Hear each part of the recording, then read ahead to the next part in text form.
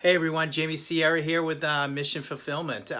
Today I wanted to talk to you about something that I've been working on for several months now, and that I am very, very excited about. That it is near completion right now, and that is actually the fact that I've actually have written my first book. And it is a book about modeling, and it is a book about modeling excellence, in my personal opinion. As many of you guys have probably know, that I'm also, as well as somebody who's really into self-development, I'm also a huge sports fan, and also probably my favorite sport to follow is actually tennis. And I can't think of two people like Roger Federer and Rafael Nadal and who to model as far as what excellence is about, as far as what mastery is about, and as far as what achievement these two individuals have accomplished.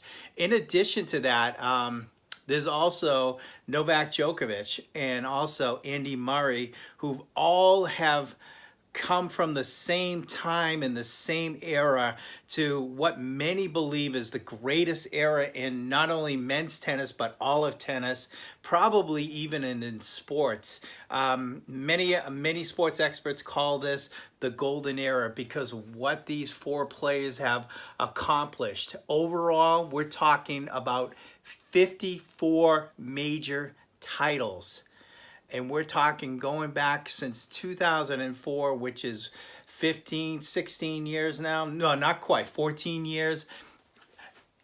The number one ranking has been each of these four players. Nobody outside of these four players have accomplished the number one ranking as well. And these four players have just completely dominated tennis for the last decade or so, probably almost decade and a half. It is just absolutely amazing what these four accomplished. And one of the biggest dreams that I actually had, probably came up a few years ago, was to actually write a book about these guys, and the big four, as what many call it as well, and write about what separates a Roger Federer, a Rafael Nadal, and Novak Djokovic, and an Andy Murray from the rest of the pack. Why are they so dominant in an era where the men's game is at such a high level? And it does come to natural talent. There is no question. When you watch a guy like Roger Federer play tennis, it is with absolute grace and absolute beauty. I mean, I remember 16 years ago when I was at the US Open, and I saw Roger Federer on the practice court, and he was only two courts down from another great player, a legend named Pete Sampras, who actually I think that was his last tournament. He actually won that tournament and retired. But I was just totally mesmerized when I saw Roger practice. Of course, I knew who he was at the time, and I saw a few of his matches, but just to watch him live in person, and just, hitting the ball, and he hit it with such grace, such beauty, I knew right then and there he was going to be a future number one player. I knew right then and there he was going to be another Pete Sampras or another John McEnroe, who was going to carry the game for years to come. And I was right, and it was probably the easiest prediction I could make, because he is just absolutely the real deal. And there's no question about that. And as goes with Rafael Nadal and Novak Djokovic. And these guys have tremendous talent, but also there's heart, there's desire that these people have, there's motivation. I mean, Roger Federer is right now 37 years old, and he goes out there and competes for major titles still. He won in the Australian Open at age 36. Novak Djokovic is 31 and won his first major for the first time in 2 years. I mean, he's competing, he's fighting all the time. Rafael Nadal, another player. People thought he was written off a couple of years ago. He comes back with fury and wins his 10th French Open title. Nobody has won a major that many times. You talk about a player who dominates one surface. So basically, the book is kind of broken down into archetypes, where I model consistency after Roger Federer, tenacity after Rafael Nadal, and then as far as Novak Djokovic, one of the amazing things about Novak is that he's had to overcome so much adversity in his life from his childhood, and just to be in the shadows of Roger and Rafa for quite a few years, because those two were carrying the game, and those two are, those two came out first and became darlings of the fans and the media, and just kind of grew the game. So so to watch Novak just to come out of that shadow and dominate the game himself, he is probably going to be the player of the decade, for this particular decade. I don't know what you call it, the teens or whatever, the 2000 teens, whatever you call it. He is most likely going to be the player of the decade. He's been #1 player in the world, I believe, now for 5 years. And then there's, of course, Andy Murray, who probably is, who definitely is the 4th best player out of this pack, but he's also one of the most important players as well, because he had to overcome so much perseverance, knowing that these 3 players were better than him. He had to wait his time. I mean, Andy would probably be a #1 player in the world in any other era of tennis, but he just happened to pick the wrong time. But despite that, Andy has become a #1 player in the world.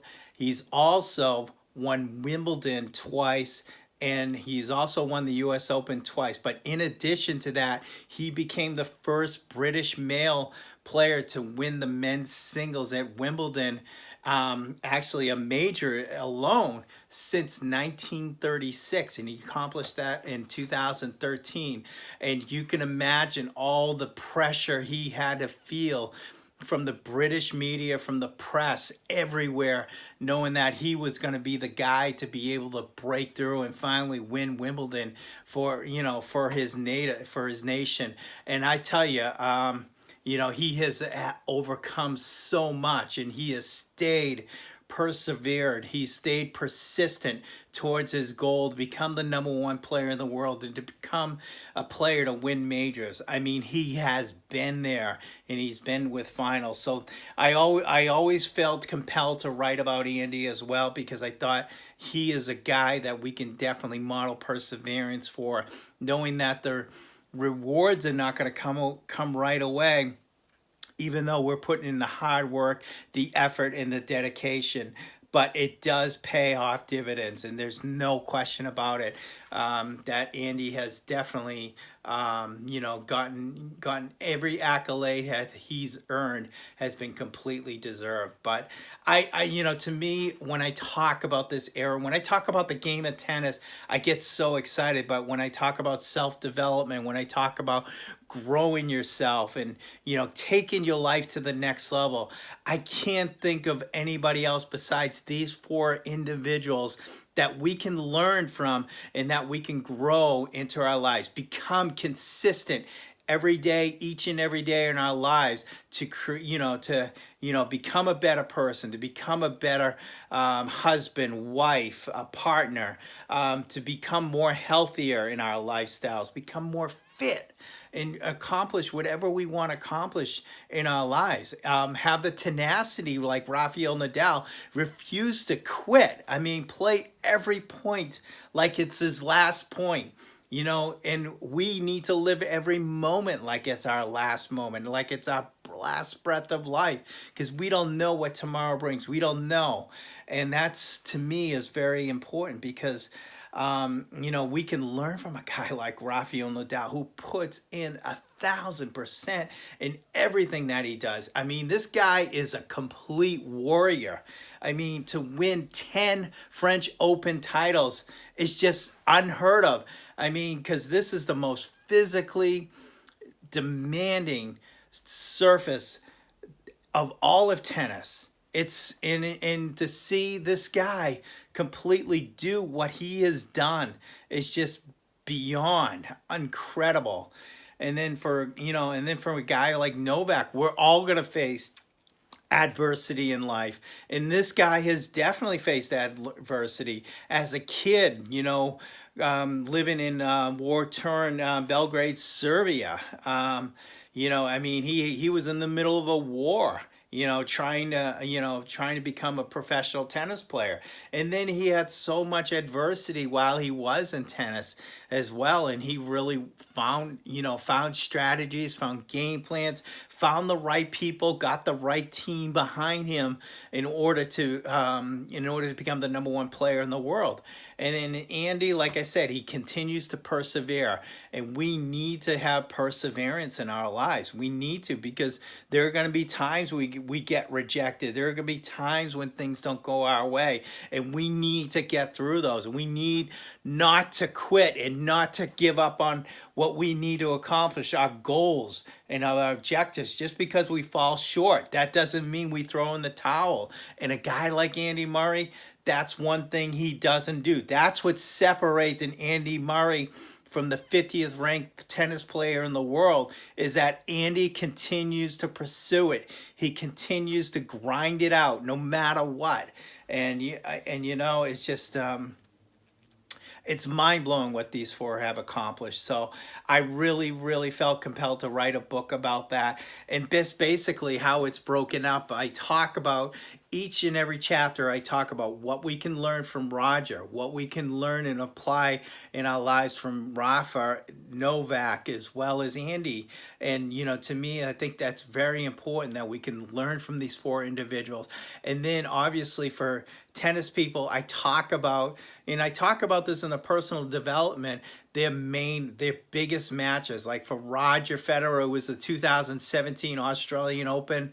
Rafa, the 2008 Wimbledon Championships, where he finally broke through and won a major on a clay surface. Novak Djokovic, I talk about the first time he was really tested in a major final against Rafa in 2012 in Australia. And then I talk about Andy's first Wimbledon title. What he had to, what he was facing and what he had to overcome, and, all the nerves that, he got to in order to get that final point and get over that last hurdle. So I think you're going to really love this book. I think it really, really, applies to both people who love self-development, people who are looking to improve the quality of their lives, and also, for those who are tennis fans, I think you're going to find it very interesting, because I do break down the matches, and obviously, and who wants to, and who doesn't love to learn from guys like Roger and Rafa? I mean, come on. I mean, it's to me, I think any tennis fan wants to learn about these individuals off the court as well as on the court. And I think that's one of the uniqueness that we have as tennis fans, that separates us from any other sport that is around. And, of course, I'm a big football, basketball, hockey, baseball fan, mainly all the Boston sports teams. And I can tell you, the way tennis players are followed, they are definitely followed with very closely. So anyways, I just wanted to share this with you guys. I definitely will make an announcement when the book is launched, when the book is going to be available on Amazon Kindle, as well as make sure the actual book itself will be available as well, and that you can be able to purchase on Amazon as well. Most likely, I'm hoping to get this book completed by January, right before the Australian Open, and then I'll definitely be doing a book giveaway as well. I will actually probably going down to Miami and doing a book giveaway when the Miami Open is sometime in late March. But anyways, I want to thank you guys for watching, and I look forward to talking again soon. Take care. Bye-bye.